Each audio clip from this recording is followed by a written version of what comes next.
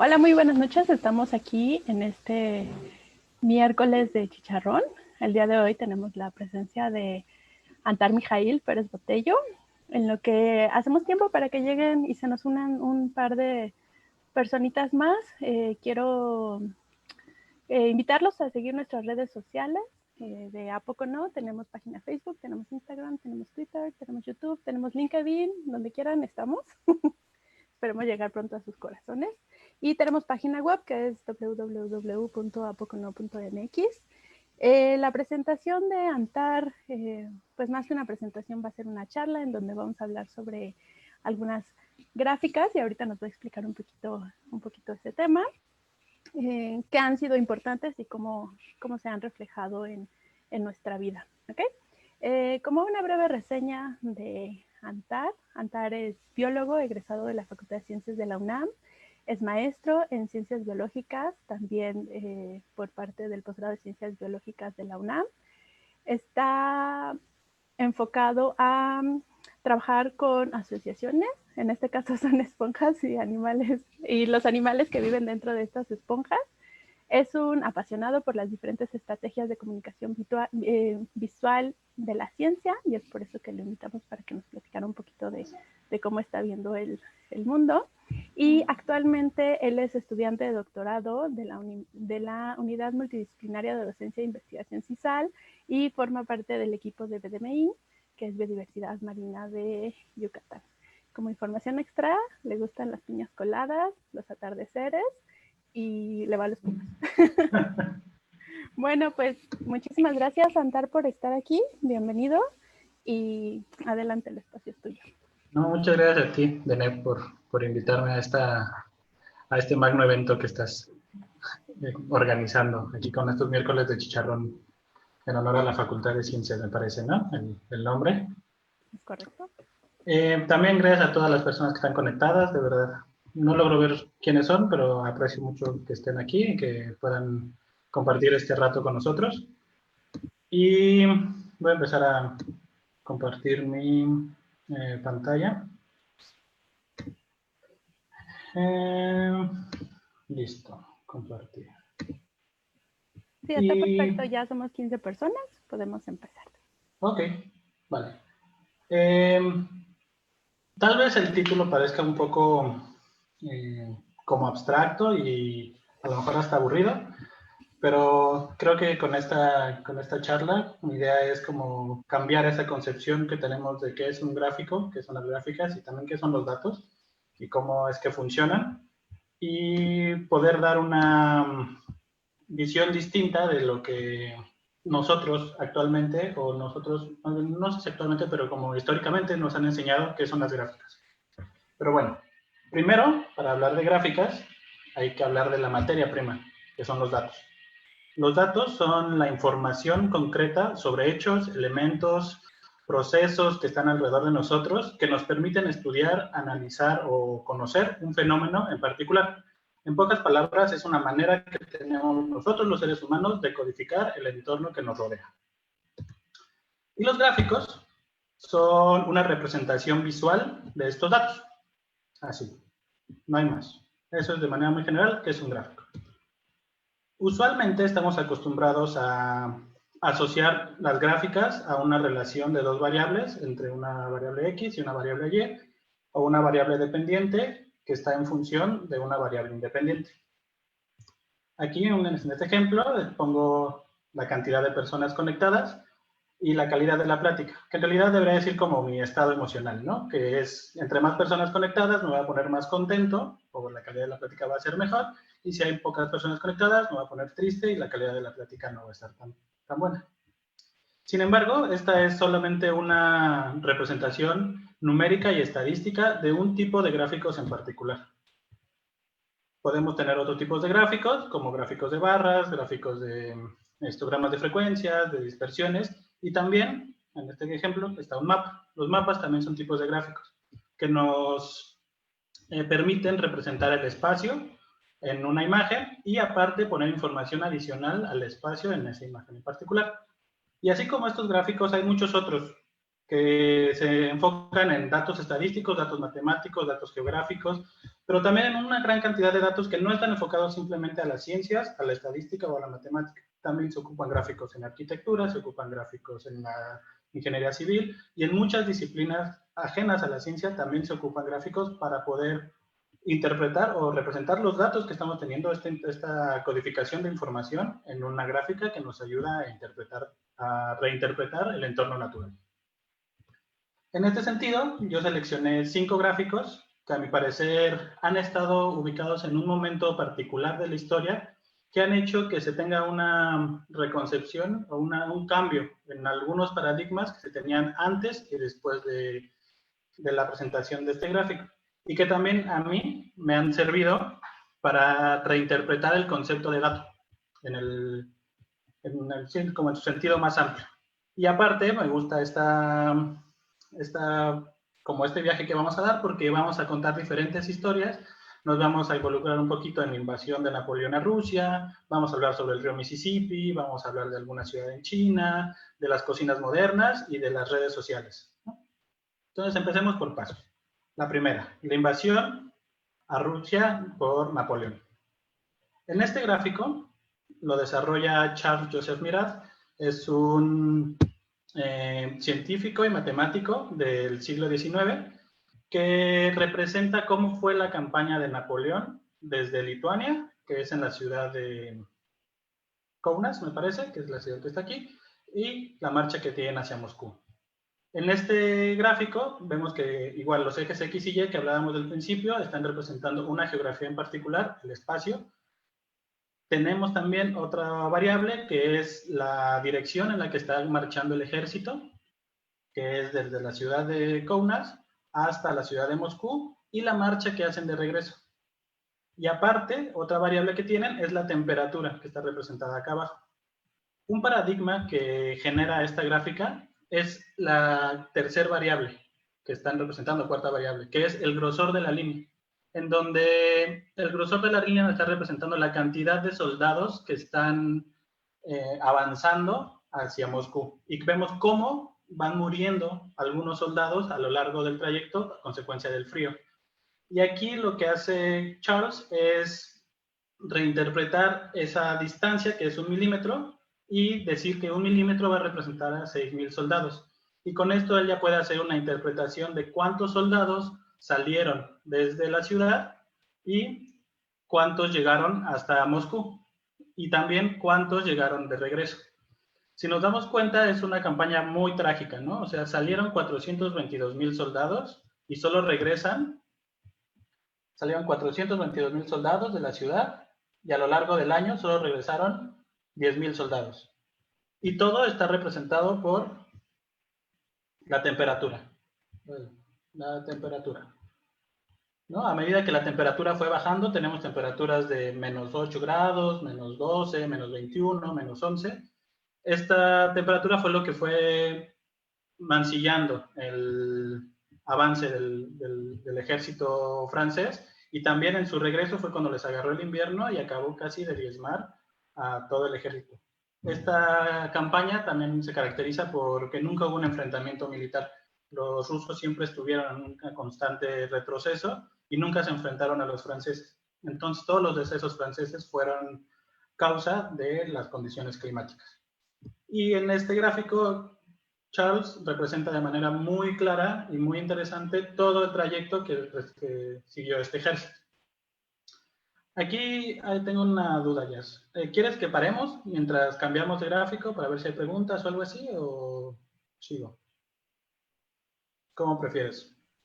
Podemos ir parando entre cada una de ellas para ver si hay alguna pregunta. Ajá. Déjame en este segundo veo. No tenemos ninguna pregunta ahorita. Entonces, pero bueno, si a lo largo de cada uno de los gráficos que les voy presentando surge alguna duda, pues ahí la pueden ir escribiendo y abundamos más en ese gráfico en particular o en por qué yo considero que este gráfico es importante. Sí, aquí ¿nos puedes contar, porfa, aprovechando esta imagen, en qué momento se hace esta imagen? O sea, ¿lo hace como reporte de todo lo que pasó para analizar por qué pasó o cuándo se presentó?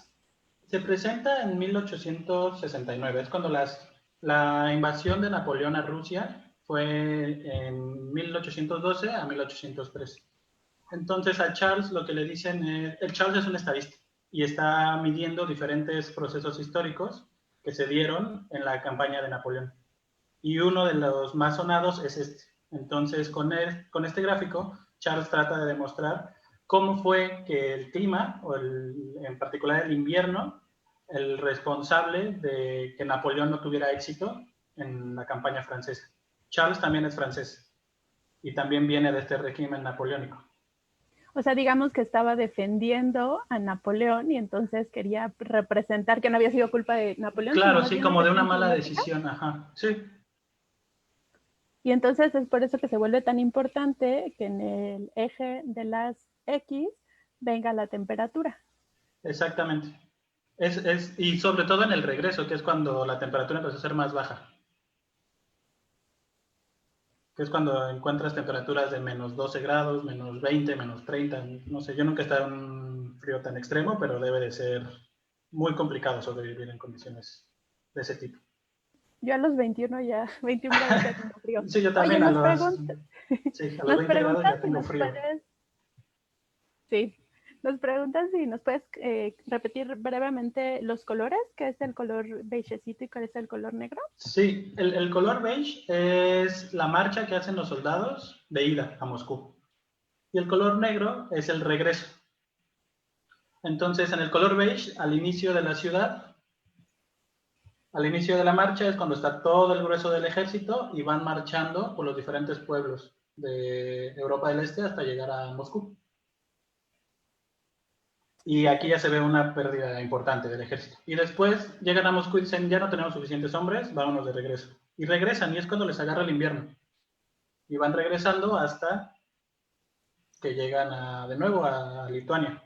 ¿Tú sabes por qué regresan de Rusia? Yo me sé una historia, pero no sé si sea cierta o sea igual a la que tú conoces.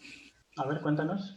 Lo que yo sé es que cuando llegaron a Rusia, como sabían, como ya los estaban esperando, entonces empezaron a quemar los rusos todas sus casas y provisiones para que cuando llegaran no hubiera nada y entonces pues no tuvieran que comer. Esa es Sí, la historia exacto. que yo conozco. Cada uno de estos pueblos que están marcados aquí, cada uno de estos nombres, perdón, que están en cursiva, son pueblos en donde el ejército ruso fue retrocediendo su posición cada vez más, iban quemando todo, todo, todo, todo, todo. No dejaban granos, no dejaban cobijo, no dejaban casas, nada. Se quedaba igual el páramo yermo. Entonces, esto generaba dos cosas en el ejército francés. Una, que se quedaban sin recursos alimenticios, y otra es que siempre estaba constante la presión del ejército ruso. Los veían que se iban, y cuando los franceses tenían que parar a descansar, el ejército ruso seguía en retirada. Y así, pueblo con pueblo, entonces los animaban a seguir caminando y a seguir muriendo, y hasta que llegaron a Moscú, que el ejército ruso estaba entero, estaban acostumbrados a vivir en esas condiciones y nunca tuvieron ninguna pérdida importante por falta de recursos, sobre todo de alimentos, y el ejército francés ya había reducido sus números a más de la mitad.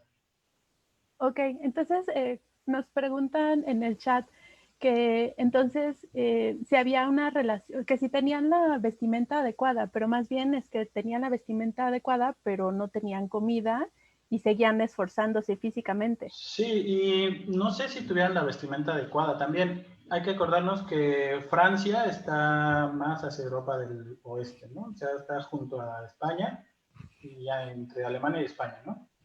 Es un clima mucho más templado. No es tan frío como la parte norte de Europa del Este. Entonces, también no creo que estuvieran tan acostumbrados físicamente los soldados para una condición tan extrema. Aparte de tener, sí, las condiciones de vestimenta adecuadas, tal vez, la condición física del ejército también pudo haber sido algo que influyó bastante en que las pérdidas fueran monumentales. Y sobre todo, sí fue la falta de alimentos. Perfecto.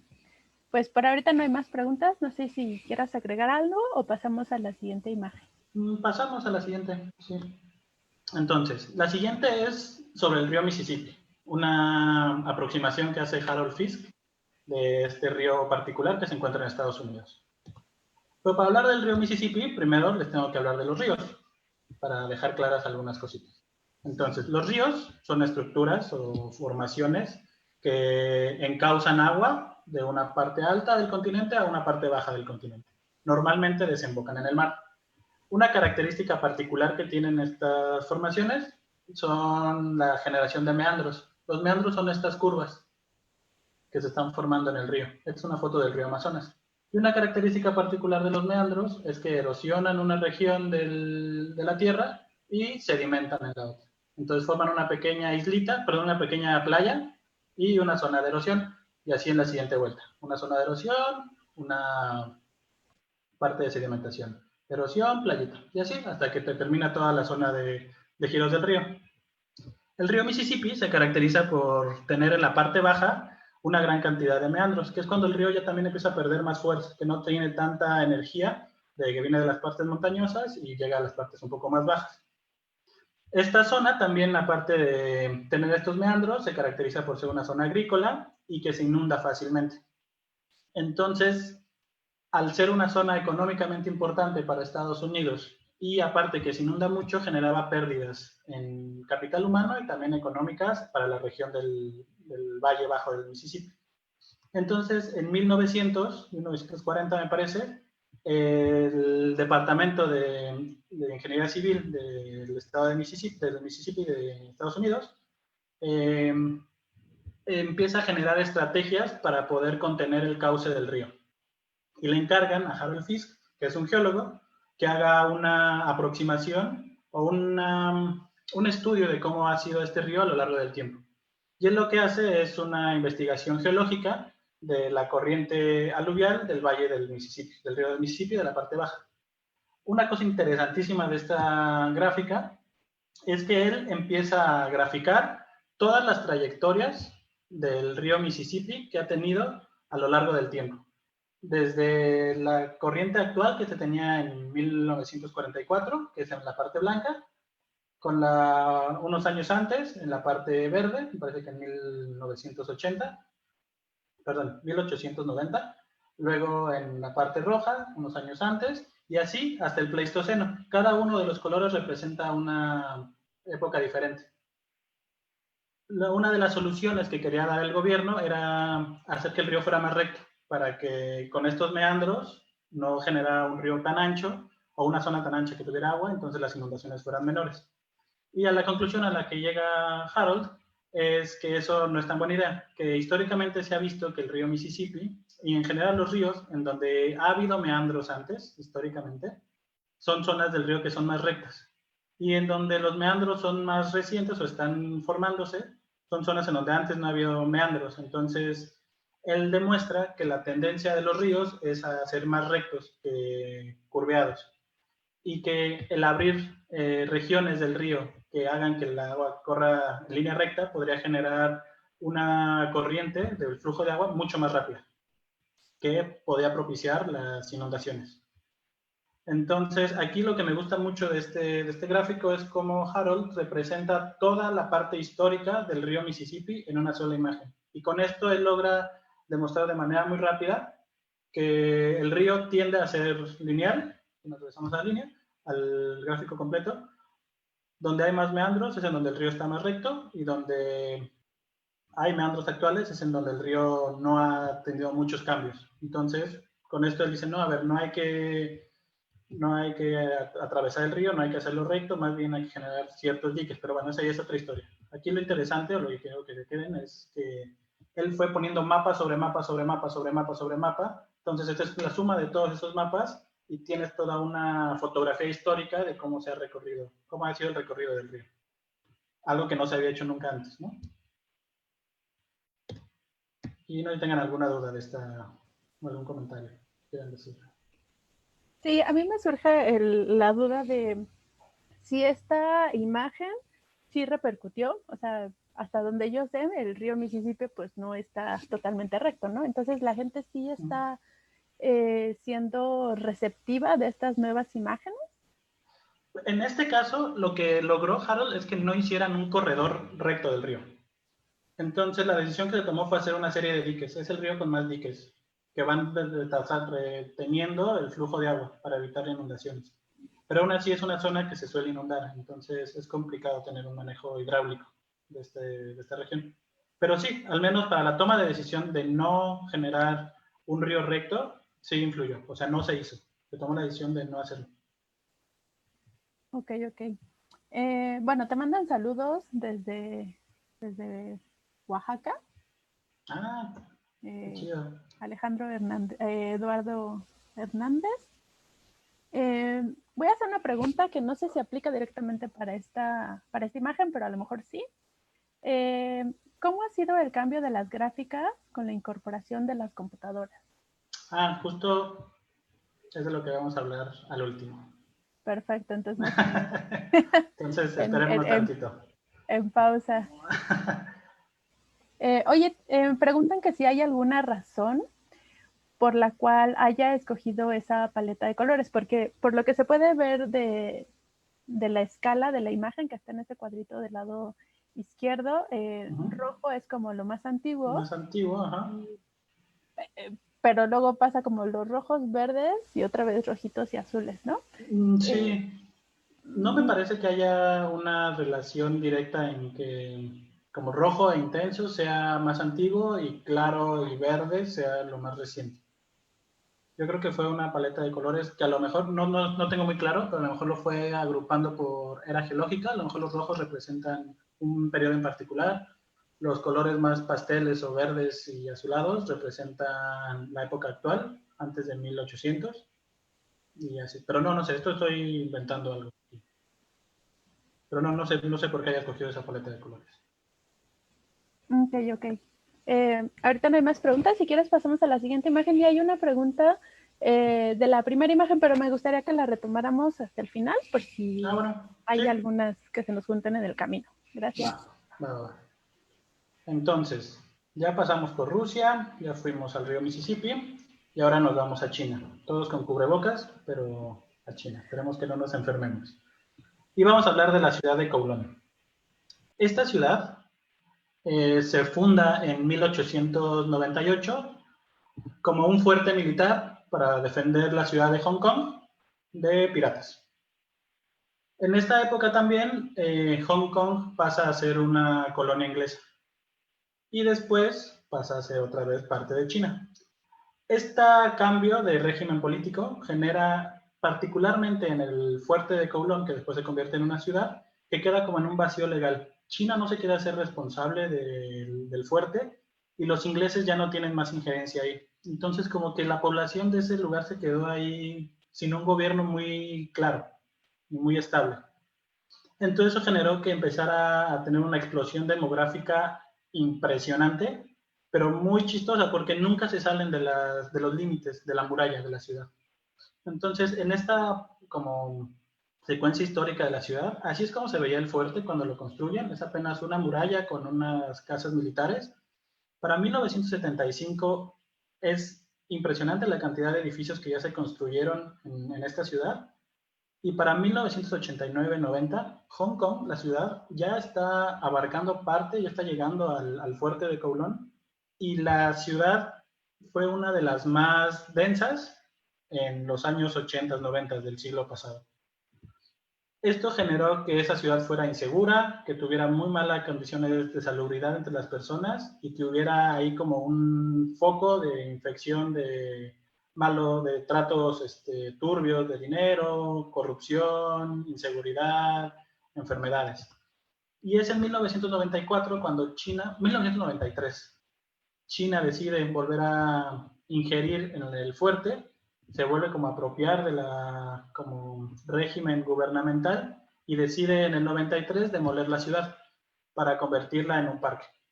Esto principalmente porque Hong Kong ya había crecido tanto que ya estaba dentro, este fuerte ya estaba dentro de la ciudad de Hong Kong y empezaba a ser un problema muy grande para toda la ciudad, para toda la población de Hong Kong.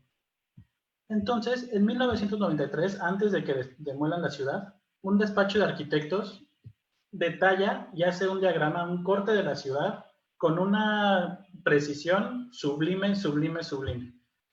Y aquí lo que ellos hacen es representar al milímetro qué es lo que hacía cada una de las personas en cada una de las habitaciones, cómo estaban constituidas las habitaciones y sobre todo qué objetos tenían dentro de cada habitación, cómo vivían, qué estaban haciendo, cuál era su cotidianidad. Y esta imagen me gusta mucho porque aquí ya se rompe totalmente este paradigma de un eje X, un eje Y, los datos son totalmente numéricos. Aquí la codificación de los datos es otra totalmente. Aquí ya estamos codificando espacios, estamos codificando objetos en una representación pictórica que nos está dando la información de cómo, por lo menos cómo estaba viviendo la gente antes de que la ciudad fuera demolida. Y aparte deja un registro histórico de qué es lo que estaban haciendo o cómo estaba la ciudad constituida. Son edificios de hasta 13 pisos en la parte más alta, y si vemos esta región de hasta arriba, ya estaban construyendo un piso extra en este edificio del lado derecho. Y algo que me gusta mucho y por lo que puse esta imagen es por la calidad de precisión que tuvieron este despacho para representar la cotidianidad de las personas que vivían en esta ciudad. Y no sé si tengan alguna duda. ¿Tienes apagado tu micro? ¿Puedes hacer zoom a alguno de los pisos como para que veamos ese detalle? Lo puedo intentar. Ajá. Hace rato lo intenté, hace rato no pude. Pero sí, aquí es impresionante. Por ejemplo, vamos a recorrerla desde abajo hasta la cima. En la parte baja estaban uno de los basureros y sobre todo los comercios se encontraban en la parte más baja. Dentistas, comida y diferentes servicios que brindaba la ciudad a los habitantes. Por ejemplo, aquí vemos a unas personas bailando, bueno, como cantando, gritándole a una chava que está cantando, ahí tomándose unas chelas tal vez. Personas en su día a día, no sé, trabajando con una máquina. Subimos un poco más y esto sigue creciendo, la gente con la ropa tendida, cómo vivían, qué estaban haciendo. Los de los pisos más, como más en la cúspide, se daban el lujo de tener animales, algunos perros, todas las antenas de televisión que se tenían para cada una de las casas o para la mayoría de las casas. Y a mí me causa una sensación entre hacinamiento al ver cómo vivían estas personas, pero también como de fascinación al ver la calidad y la cantidad de detalles que tiene. Puedes pasar horas viendo cada una de las celdas, cada uno de los cuadritos, y viendo qué es lo que tenía cada persona, cómo vivían, qué hacían. Claro, porque además esta forma de vivir no es tan lejana, ¿no? O sea, es hace que 20 años. Sí, o sea, fue en el 94, bueno, tal vez lo vemos no tan lejano, pero sí ya casi, no sé, 26 años. Uh-huh. La gente estaba viviendo así. Y que también es una tendencia que a lo mejor se pueda llegar en algún momento, ¿no? O sea, la reducción de los espacios, al vivir cada vez en lugares más hacinados para optimizar el espacio, el tiempo, los traslados, no sé. A mí me recuerda mucho a la película, no sé si la viste, la de One Player o Player One o... Ah, sí, Ready Player One, una cosa así, ¿no? Ajá, donde usan estos vagones, bueno, estos cajones en donde transportan los grandes barcos y están apilados uno tras otro, ¿no? Porque son espacios Ajá. súper pequeñitos y se me figura un montón a eso. Sí, sí, sí, sí parece. O también, bueno, yo cuando la vi me recordó a Star Wars, esa ciudad como súper citadina, bueno, como de una ciudad muy grande, llena de luces y con espacios que también van desde la parte más baja o el inframundo hasta las zonas más altas. Que aquí no creo que haya como una distinción en clases sociales, de que los de hasta abajo sean las personas que tienen menos recursos y las de hasta arriba los más ricos. Yo creo que es más bien que así se fue autoconstruyendo el edificio. Y esa es otra cosa como muy interesante de este lugar. No es que hayan construido un edificio ya de 14 pisos, ya quedó, así se planificó, vámonos para arriba, ¿no? Fueron construyendo piso, por etapas, con los años, conforme iba aumentando la densidad poblacional del lugar. Sí, está impresionante. Nos piden en el chat que solo para aclarar, entonces en el eje de las X es el área y en el eje de las Y son cantidad de personas. O Aquí ya no hay un eje de las X y un eje de las Y. Aquí la representación ya no es como numérica o estadística. Aquí la representación son personas, por un lado, estructuras, por otro lado, o sea, son las variables que se están midiendo. El tipo de vida que están teniendo las personas, los objetos que tienen, digamos, la codificación de la información o la obtención de los datos que están utilizando aquí no son números ya. Ya no es un ejército que mide 422,000 soldados. Ahora los datos es una celda o una casa que tiene ciertos elementos. Perfecto. Hay un comentario un poco divertido. Bueno, que hay un videojuego basado en la ciudad y una película de Van Damme que se filmó ahí. No sé si la Ah, hayas sí. visto. No, Yo no. no la conozco. Rosa, si nos puedes poner el nombre de la película para que la veamos ahora en nuestro tiempo libre, estaría perfecto. Oye, bueno, y que también se parece a la película de Parásitos, que están todos como apachurrados, ¿no? Hacinados en un espacio. Sí, no sé, no he visto la peli, tengo ganas, pero no la he visto. Hay que aprovechar estos Pero hay días. que aprovechar esta pandemia para verla. Oye, ¿nos puedes repetir, por favor, por qué para la gente que apenas se incorpora con nosotros, pues el título de esta charla es 5 gráficos que cambiaron nuestra forma de ver los datos? Y yo al principio, pues obviamente cuando me dices datos, pues yo pienso en este eje XY y a lo mejor hasta un eje Z, en donde se pueden ver eh, puntitos o líneas o eso. Y ahorita yo estoy viendo pues, un montón de casitas, ¿no? ¿Nos puedes explicar Sí, esto de los píxeles, porfa? sí, sí, no sé bien a qué te refieres con los píxeles, pero creo que ya sé a qué, ahorita que lo dices. Pero hay diferentes maneras de codificar la información. Y todo eso son datos, al final de cuentas, ¿no? Estamos acostumbrados, al menos en las ciencias, a que los datos siempre sean matemático, numérico, estadísticos, o algo similar a eso, y eso representarlo de diferentes maneras, ya sea en un espacio geográfico, o en una gráfica XY, o en una XYZ, o en un histograma de frecuencias, de diferentes maneras. Pero hay otro grupo de gráficos que no codifican la información como números, precisamente no es ese el fin del dato. El dato no es un 22 o un 500, sino es o una persona, o cómo vive, o un sentimiento, o un objeto. Y si nos vamos más hacia la parte pura y dura de las imágenes, también podemos ver la imagen como una retícula en la cual tienes valores numéricos de color y de intensidad de luz. Entonces, cada esta retícula es cada uno de los píxeles. Y si le quisiéramos poner nombre o valor más bien a cada uno de estos píxeles, nos va a dar un valor de color y un valor de intensidad. Y esa combinación es lo que nos va a dar el color que estamos viendo, y la combinación de todos esos píxeles nos va a dar una imagen. Ah, perfecto. Muchísimas gracias por la aclaración. Ya no tenemos más comentarios, tenemos saludos desde Jalapa, saludos de vuelta. Bienvenidos todos y pasemos a la siguiente imagen, por favor. Claro que sí.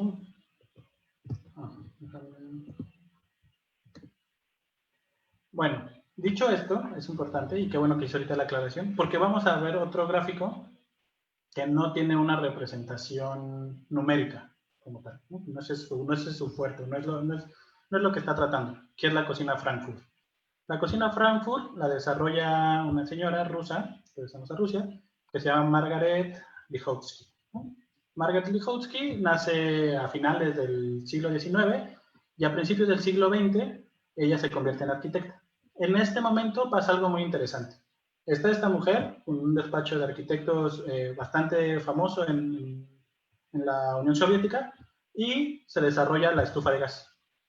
El desarrollo de la estufa de gas generó un rompimiento en cómo se percibían las áreas o los espacios en una casa. Esto porque la fuente de calor se podía dividir. Antes de la cocina de gas, la fuente de calor era principalmente por la quema de madera, por la quema de carbón, y había una única fuente de calor que funcionaba como estufa o como sitio para cocinar, pero también para calentar el espacio en el que vivías, tu hogar, para hacer reuniones alrededor, y era como un centro único en el cual se concentraban varias actividades. Y con la estufa de gas lo que pasa es que se divide. Puedes tener ahora una chimenea en donde hacer todas estas actividades de calefacción del sitio, y aparte todas las actividades de producción de alimentos en tu casa, lo cual generó que las personas ya no se intoxicaran con monóxido de carbono, que las comidas fueran más sanas, que no fuera tan complicado producir alimentos y muchas otras cosas. Entonces, dicho esto, el gobierno de Rusia estaba preocupado porque tenía que hacer casas de interés social a bajo costo, pero que cumplieran las necesidades básicas de las personas para que pudieran vivir, de una gran cantidad de personas, 10.000 casas de interés social. Entonces Margaret, junto con su despacho de abogados, de arquitectos, hacen una propuesta de una cocina. Es la primera vez en la historia que se habla del término como cocina, como un espacio independiente del entorno hogareño. ¿Nos Y lo puedes que ella... repetir qué es la primera vez que se habla de qué? Porque perdimos el audio un segundito. Es la primera vez que se habla de Lo una acabas de cocina. decir. Es la primera vez que se habla de una cocina, perdón, sí, como un espacio independiente de las casas, ¿no? O sea, como un cuarto más. Y es algo que trasciende hasta la actualidad. La idea principal que tenía Margaret y todo el despacho en realidad es que fuera una cocina con buenos materiales, pero a precio accesible porque era para interés social, que fuera pequeña, lo suficientemente pequeña para que el recorrido de las personas que estaban ahí trabajando o cocinando fuera el menor para realizar las actividades de producción de alimentos, que cupieran 2 personas dentro y que desde la cocina pudieras dar hacia el comedor para poder vigilar a los niños o a las personas que estuvieran ahí, poder verlas. Y dentro de los elementos que generan en este despacho de arquitectos, hay muchos que trascienden hasta las cocinas actuales, ¿no? Ella pone un tacho de basura, un botecito de basura debajo del fregadero, hay un burro para planchar, hay un horno, están todas las covachitas para guardar los sartenes y los trastes, los especieros, ahí tiene que ser una área iluminada para que la gran parte del día tengas luz natural y no luz artificial para poder producir todos los alimentos de manera más económica sin tener que estar prendiendo las luces. Pero sobre todo, aquí el parteaguas de esto es justo lo que les comentaba, que la cocina se convierte en un espacio aparte, independiente y que gana su identidad propia. Ahora la cocina es un cuarto más de las casas. Y es hasta en esta época en donde otra vez como que se empieza a juntar la cocina con los espacios comunes, pero por una cosa particular, que son las campanas de extracción. Ahora ya no tienes el problema de las intoxicaciones por gases de la combustión. Tienes tu campana de extracción, todo lo chupa, ya no se te llena de grasa, ya no se te llena de aceite, de nada, todo lo que está alrededor. Y bueno, otra vez está juntando la cocina como en una sola área. Pero durante mucho tiempo, la cocina es una entidad independiente de la casa. Ya está, como que genera ese ambiente de ir a estar ahí, platicar, estar como parado, sentado. No sé, en las fiestas luego todas terminan en la cocina, yo qué sé. Pero eso es lo que a mí me parece muy importante de esta reinterpretación de pasar de una cocina o un espacio en donde se realizaban varias actividades aparte de la producción de alimentos a un espacio único dedicado a la comida. Y eso es todo. Perfecto. Me parece súper interesante toda esa historia de la cocina Frankfurt. Yo no la conocía. No sé si nos puedas poner otra vez la imagen, porque es como Sí, la típica cocina integral es que la conocemos, ¿no? típica cocina integral. Sí, sí, sí, sí. En eso está basado. Todo lo que pasa después de esta cocina Frankfurt, toman elementos de esta cocina. Todas las cocinas actuales, o muchas de las cocinas actuales, toman elementos de la cocina Frankfurt para su diseño. Y es por la calidad de los datos que utilizó Margaret para desarrollar esta cocina. Midió cuánta era la distancia que tenía que recorrer una persona para hacer el recorrido más corto, pero que fuera cómodo, cuánto tenía que medir para que 2 personas pudieran caber, dónde tenían que estar ubicados los elementos para que fueran de fácil acceso, algunas cosas, otras que quedaran a ras de piso, no fueran peligrosas, cosas de ese tipo. Voy, dame un segundo. ¿Tú sabes, en qué momento, hasta qué momento se dejó de pensar en esta cocina Frankfurt o es algo que sigue ahora? Pues no sé en qué momento se dejó de pensar, pero lo que sí he visto en la arquitectura más contemporánea es que ya no hay, más bien ya hay como otra reinterpretación de este espacio, ¿no? Entonces ya hay cocinas que están junto al comedor, que no hay una pared que las divida, que está todo otra vez como en un espacio común, grande, sin divisiones. Tienes nada más, por ejemplo, una barra al centro con una estufa y una campana encima y un espacio para cocinar. y que al lado ya está tu tele o el sofá para ver, no sé, para sentarte o la mesa para comer. Ya no es como, actualmente en algunas construcciones ya no es una habitación aparte, ya no hay una pared que la divida, otra vez está como reincorporando, pero vamos, es como lo más moderno en ciertas ramas de la arquitectura, pero ahora hay muchas cocinas que siguen diseñando de ese modo, o de un modo similar.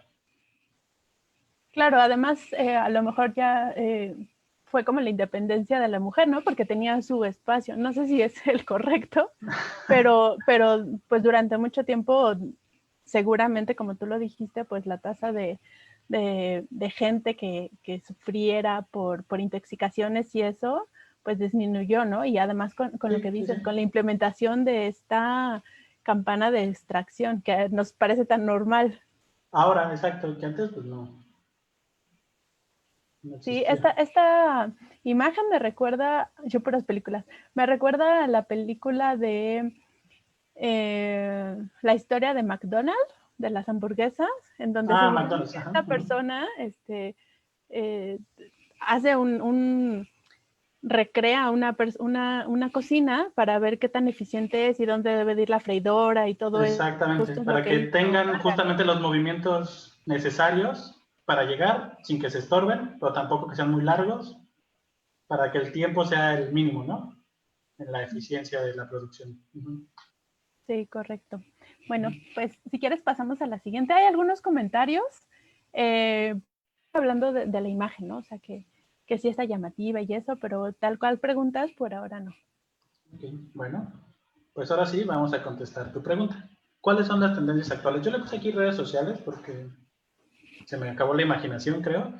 Pero en este último apartado es un compendio de cuáles me parecen a mí que son las tendencias actuales que están siguiendo la visualización de datos y las gráficas en una era moderna, con computadoras, con un montón de aplicaciones y con montones de pantallas por todos lados, que es como lo que estamos viviendo ahora.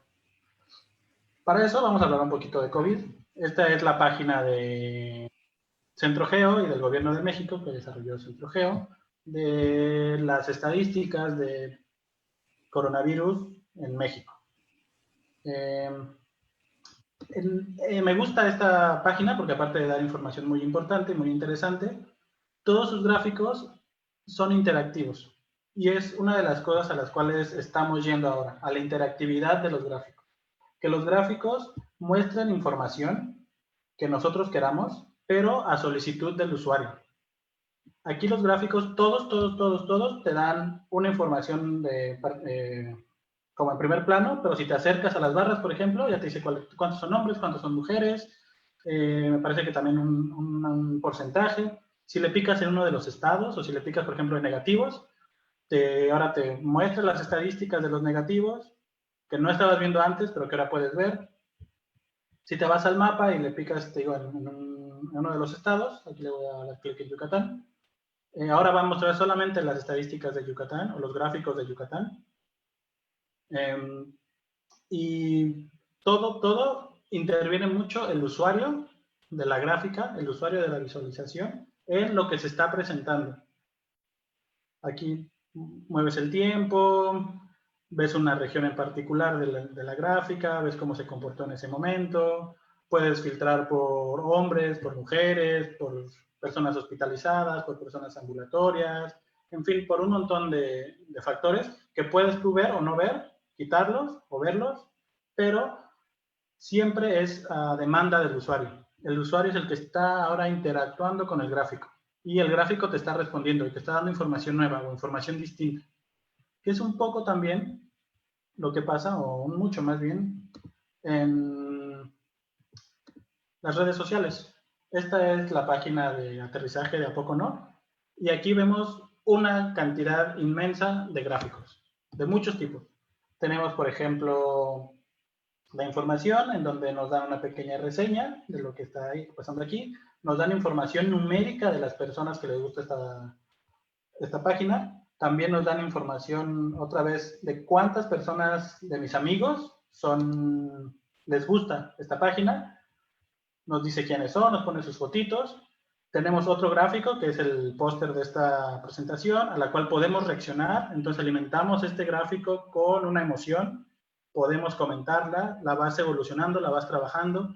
Aunque parezca poco, este gráfico cada vez es diferente, cada vez que alguien le da un me gusta, cada vez que le da un me importa, un me encanta, cada vez que alguien comenta. Cuando lo compartes ya aumenta el número de veces compartidas.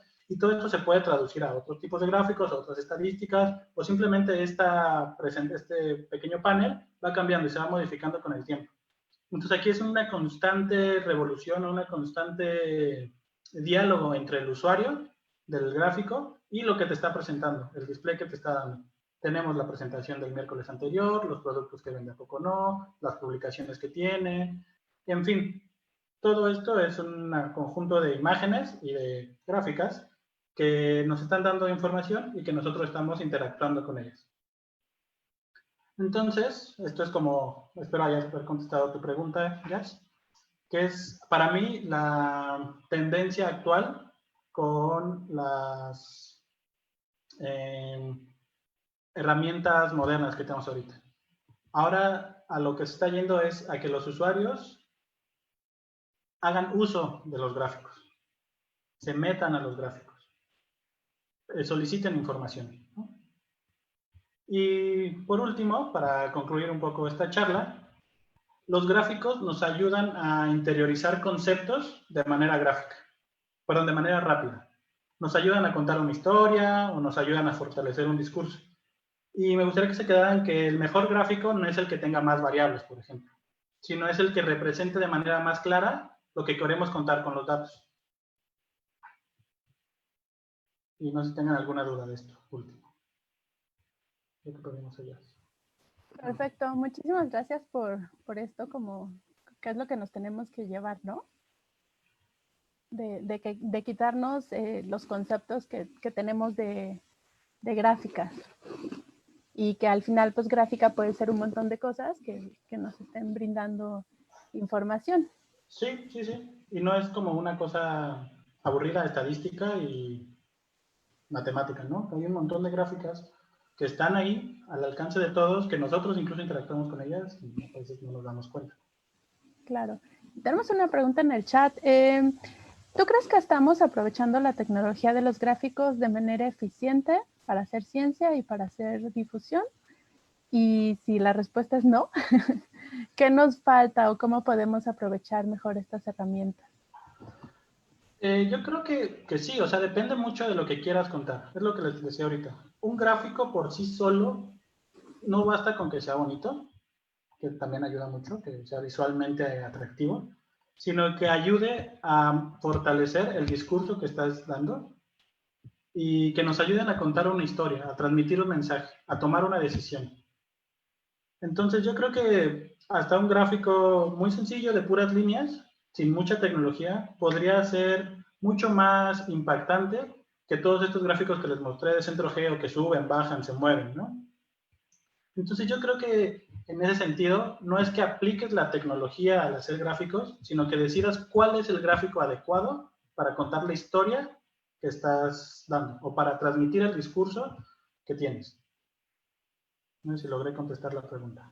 Sí, me parece que sí. O sea, al final no tenemos que hacer estos gráficos elaborados para transmitir una idea, pero más bien el gráfico que nosotros escojamos, cualquiera que sea, una imagen, un dibujo, una gráfica, pues tiene que complementar y transmitir lo que nosotros estamos queriendo representar. Sí, y aquí me gustaría hacer también un paréntesis, que los gráficos son totalmente dependientes, así, totalmente dependientes de la calidad de los datos. Y es aquí en donde tenemos que tener cuidado. ¿Con qué datos se realizó cada gráfico? ¿Cuál es la calidad de esos datos? Y también si los datos no son fiables, puedes tener gráficos que te digan muchas cosas, pero que te estén llevando a una conclusión errónea, por ejemplo. Y también hay que tener cuidado. Los gráficos son muy fáciles de manipular. Entonces también no generar conclusiones a priori de una imagen que nos estén dando, tratando de contarnos una historia o de darnos un discurso y respaldado con un gráfico muy interesante, pero que a lo mejor, no sé, te están diciendo, no, es que cambió mucho la muerte de personas en México.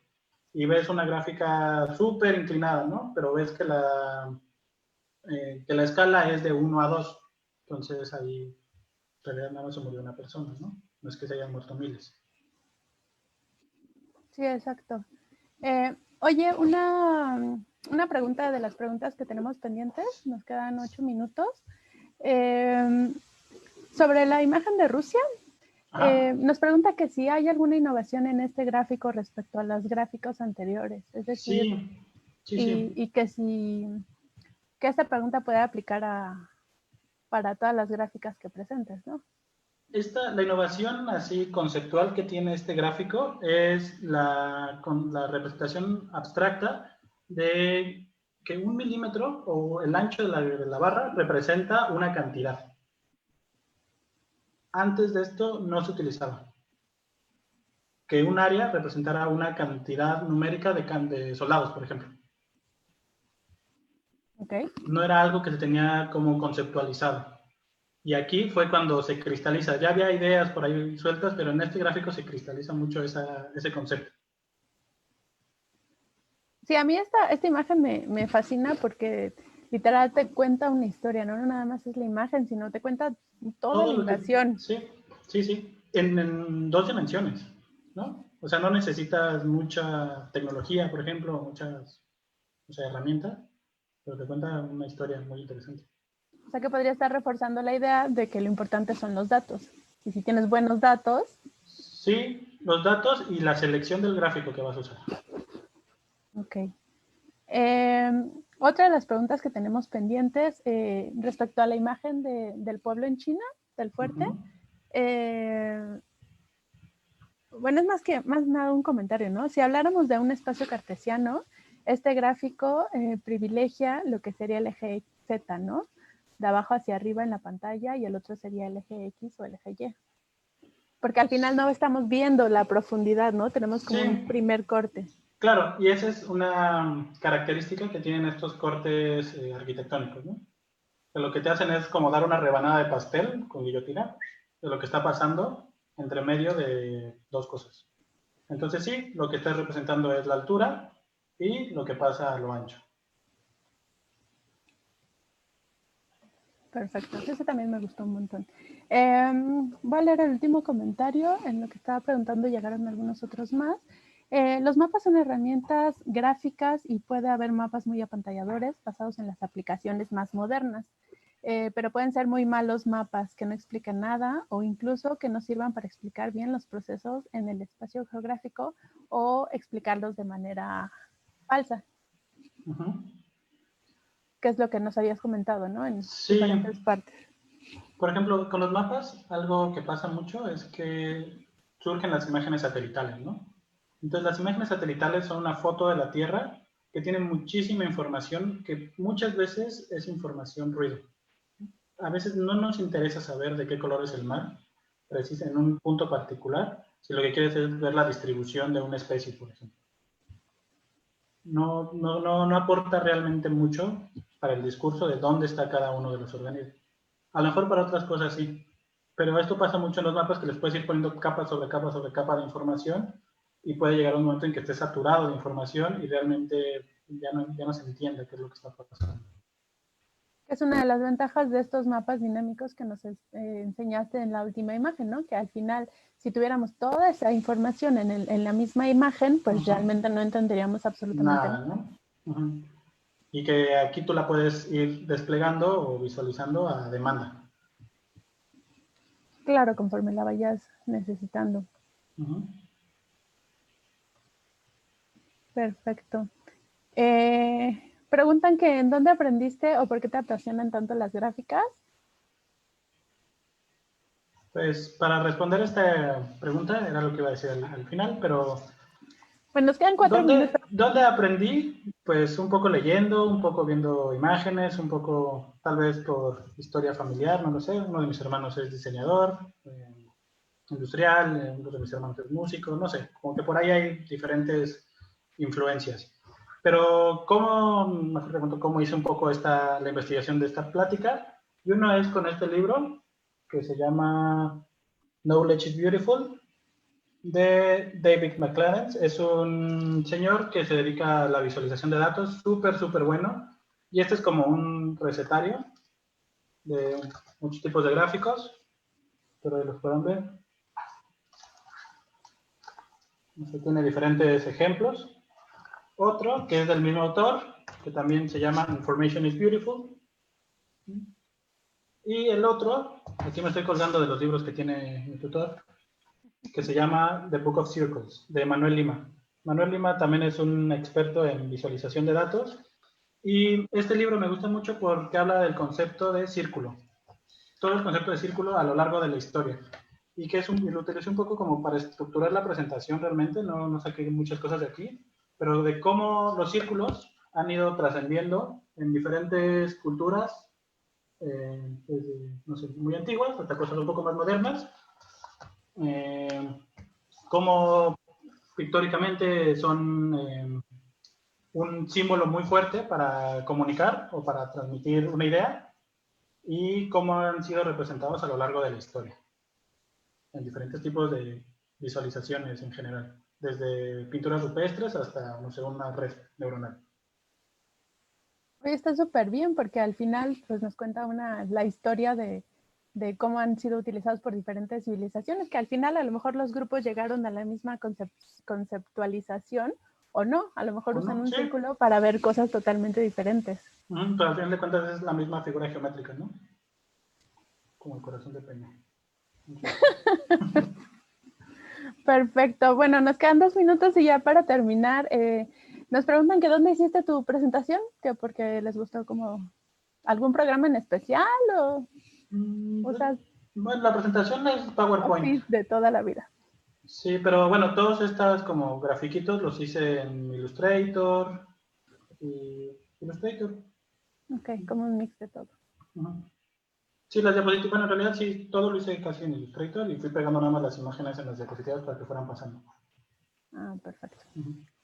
Bueno, pues muchísimas gracias, Antar, por esta plática de los gráficos, y ahora tenemos como una visión más amplia de lo que es un gráfico. Muchísimas gracias por hacerla tan amena. No, muchas gracias a ti por la invitación también y por estar aquí compartiendo este pequeño espacio. Estuvo bastante entretenido, interesante, me gustó. Gracias por aceptar. ¿Tienes algunos mensajes, comentarios y eso en Facebook?